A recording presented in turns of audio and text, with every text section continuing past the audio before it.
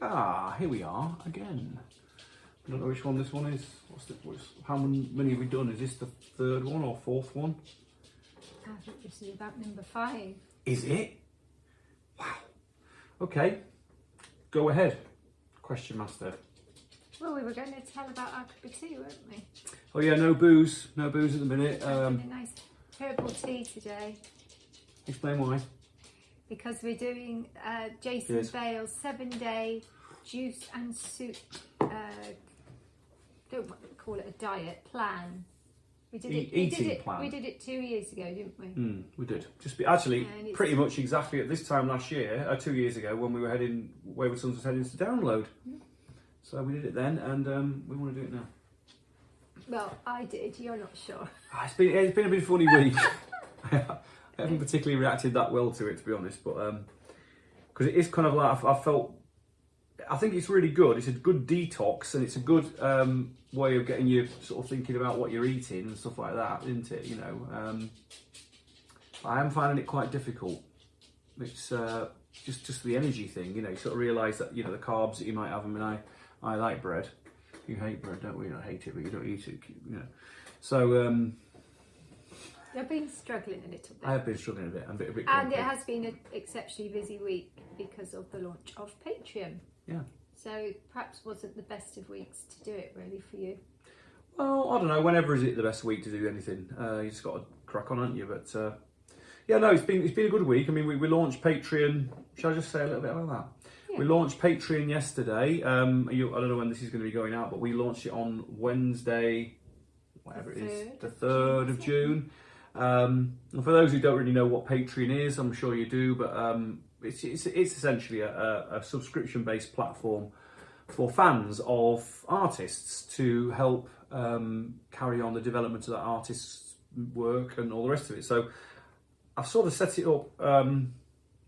We were saying earlier on about why, weren't we? Sort of why we're doing it now. Well, it's been prompted by the fact that, you know, everything is changing, isn't it? You know, we've just been in lockdown. We still are in lockdown, essentially. Certainly from a point of view of being a musician, there's no gigs. No one knows when that's going to happen. So I'm just like everybody else in the music business, especially artists, especially solo artists. Because even though I'm in Wayward Sons, I do have obviously everything else that I'm doing, and but it's become very difficult to survive. And so the online approach is absolutely the right way to go. And Patreon is a brilliant way of dealing with that, because especially for someone like myself, I've got a lot of history. I've got 30 odd years of music that I've created with a number of bands over, you know, like I say, lots and lots of time. So I've got lots of material to draw upon. So I felt it was a really good thing to do, because it gives access for fans who are really into it to get access to the archive, but also to get access to me as a personality and as a person, and to understand how I tick and where my creative juices come from, and how they get flowing, and how I sort of figure out what I want to do, and how that evolves into my patterns, if you know what I mean. So that's why we've done it, and I think in the long term it's going to be really interesting. If you're a fan of what I do, then I think sort of what I'm looking forward to doing, the sort of songwriters clubs and things like that, and explaining how I write my songs, and including debuting new songs and all sorts of things on the Patreon side. There's a lot of clubs in it. We're doing a film club, a book club, like I said, a songwriting club. We're doing a classic albums club as well. Plus there's going to be forums and a lot of live interaction. So I'm going to do lots of live direct to Patreon members, sort of events. That could be like me performing specifically for you, or we'll do, like I say, these clubs, which I want to get you guys, fans involved. But sometimes, I think from a fan's point of view, if somebody follows your Patreon, they don't have to get involved with any of that. No, if they don't want to, do they? No. It's just I think it's taken me a while to get my head around what it is, and I just think it's a really good way for people to support their favourite artists or creative. That's exactly what it is. Yeah. People are on Patreon doing all sorts of things. There's writers, there's dancers, there's poets, artists, all kinds of stuff. things. Yeah. And I think it's a good way to bypass Spotify and all these big corporations and actually support your favourite people. Some people obviously support more than one person. on Patreon, Yeah. and it's just a good way to bypass all of that and feel like you are actually directly helping, I think. Absolutely. And there's obviously the reason why they've called it Patreon is because it's about the whole idea that was very, very popular 150, 200 years ago, where people patronised the arts. That's what it was. You became a patron of the arts, and that still exists. But this is a really easy access one. I mean, our sort of entry point with this is £10 plus the VAT. It's £10 for anyone to get involved. Gives massive access to everything I do. Per month, yeah, sorry. Yeah, £10 per month. And there'll be some slightly higher ticket things further down the line. We're thinking of doing some live events at some point when we can get back doing that. But it's just a good way to evolve, to sort of immerse yourself in the arts. I mean, I'd like it to be about all kinds of things. I'd like to bring my fans into my world and then talk about the things I like. But then I'll imagine, and I guarantee an awful lot of the things that I like, you guys like too. So we can talk about those things. Looking forward to discussing other people's records, that sort of thing. Because that's what it's all about for me. It's a community-based sort of fan club essentially. It's like a modern fan club, really. Yeah. It is. Yeah. Good. People can join, and they don't have to stay for a set amount of time, do they? Although no. People who are loyal patrons will get more benefits, won't they? Further down the line, yeah. I mean, it's early days. We've been launched. This is Thursday after the Wednesday, so this is June the 4th. We're recording this. Just done a live performance for the first one back after being away from the initial sort of 12 weeks of that of the digital busking. So we're back doing that. So yeah, it's good. It's exciting. Really, I find it really exciting. I'm back in control of my career in lots of ways. I can do what I want. I can figure it out, and that's what I'm finding really, really excited about the process. So there we go. Okay. Shall we go to some questions? A couple of some questions from this evening's busking show that we didn't get to do at the time. Dean Pruitt asks, when you finally get back out with Wayward Sons, will you be using personalised plectrums?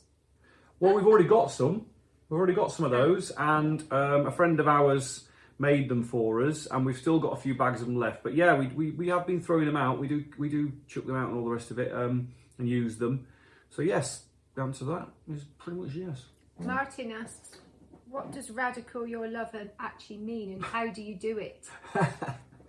Oh, good. Well, that wasn't my title. That was actually Dan Reed. That was Dan brought that. He said, hey man, I got this great title, Radical Your Lover. What do you think? And I went, oh, that's really cool. Not having a clue what he meant. I don't know. I suppose it was. I wrote the lyric about not getting confined with convention, and not just about the obvious physical side of things, but everything to do with like loving somebody. I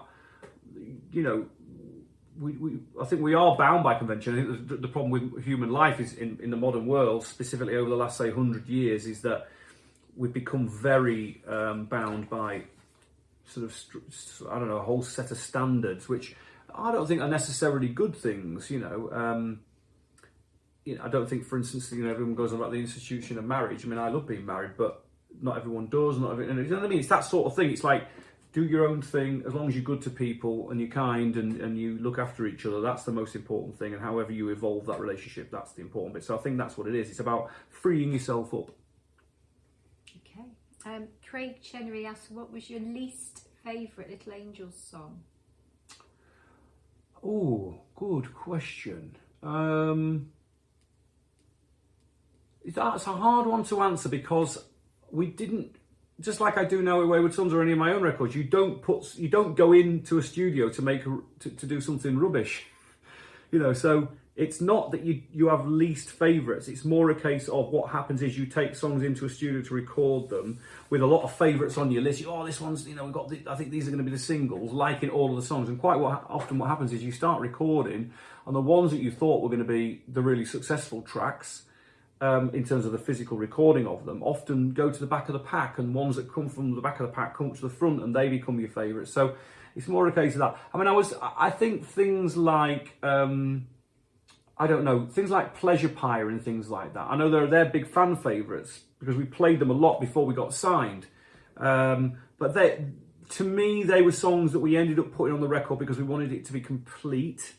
And actually, the original version of Pleasure Pyre, I don't think we even had it on the record to start with on Don't Pray For Me. Then we put it back on it and stuff like that. So maybe something like that. Something that was probably wasn't developed enough, sort of thing. Stephen asked, what makes you more nervous, a stadium show or a small intimate gig? Oh, I think I've answered this before, haven't I? The intimate ones. I mean, like doing this tonight. I mean, just to explain what happened tonight, we've been away obviously for a week. I stopped doing those. I finished the sort of, when the lockdown thing started to ease and we could sort of see that people were going back to work and all the rest of it, we didn't want to sort of make people feel they had to attend and all the rest of it. So I thought I'd take a week off and sort of regroup. And plus we were putting the Patreon thing together, so we needed the time. But I've come back this time now and I'm going to do it in a slightly different format. Now I'm going to do it in 6-week blocks. So we're calling this literally like the Netflix approach, really. We're in season 2. Tonight's season was the beginning of the season, so it's the first episode of season 2. And it's all about all requests. So tonight's songs I sent a list of songs in, you probably saw those, and people voted for which songs to play. And then I played the top 8 and had a couple of songs. One was like a mystery song, and one was like tonight I played Colour of Love as a tribute to that dreadful incident with poor old George Floyd and all that, as a kind of tribute to that and to show some solidarity. So, but it will be, that's what we're going to continue doing it. Yeah. So yeah, the intimate shows they're hard. But this is probably even more nerve-wracking than doing a gig in a small pub, surely, because you can't even see anyone. No, well, I mean that's the thing.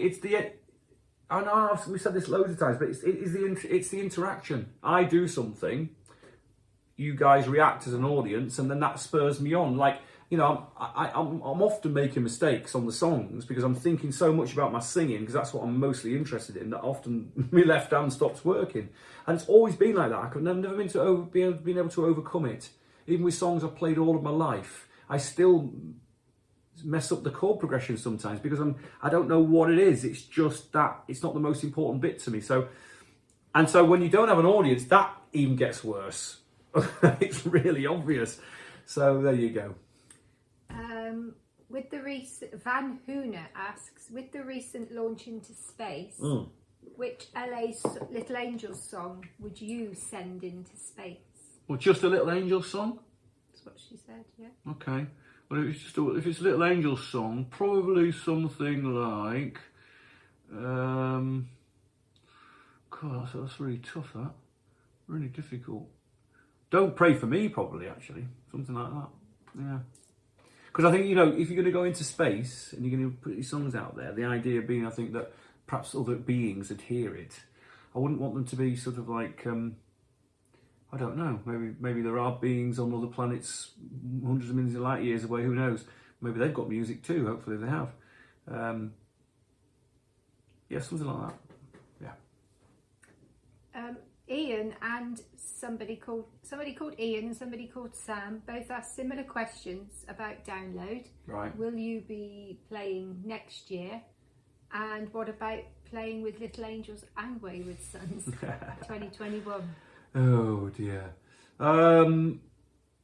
I've got a brilliant relationship with Andy Coppin, have had for years. I've just done a podcast with Andy, so check that out as well. A fantastic guy, and he's always been incredibly generous to me and helped me.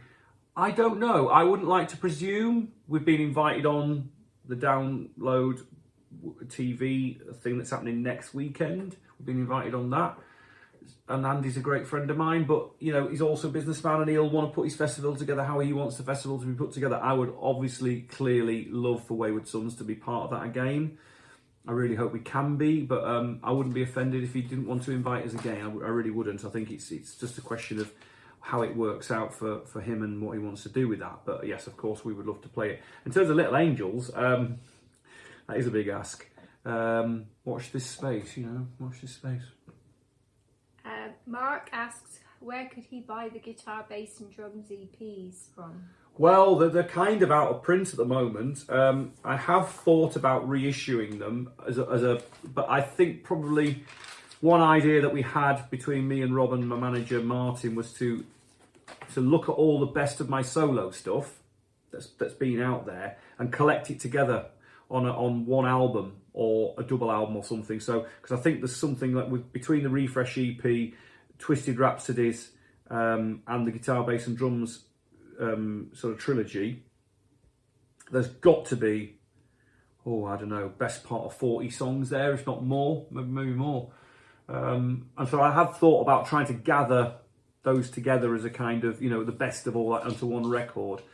But maybe I'll reissue them again. I mean, we have made them available on Patreon, so you can listen to them. But with Patreon, you can't download anything. You can't physically have the stuff off it. There's a specific reason for that. It's a community, so we don't want it to just be then used and taken away, sort of thing. So, but we will see.